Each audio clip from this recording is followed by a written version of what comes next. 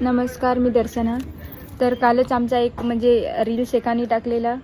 तर प्लीज असे रील्स नका टाकू. आता तुम्ही कॉमेडी वगैरे रील्स बनवता तर मी काही नाही बोलली, कधी कोणाला मेसेज पण नाही केला की अशी कॉमेडी रील्स नका टाकू मजाकमध्ये. पण असे घाण तरी रील्स नका टाकू बाबा. ज्याची त्याची लाईफ आहे, त्याला कसं वाटत असेल. आता आमचे घरचे बघतील तर त्याला कसं वाटत असेल.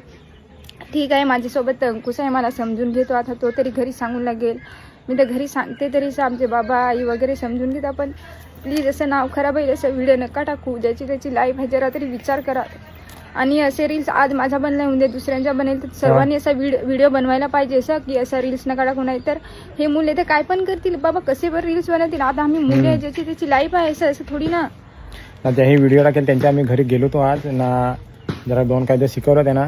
मी होतो, महेश होता, त्याच्यानंतर अंकुश होता, अंकुश मोरे, आणि असं मित्र होता परत.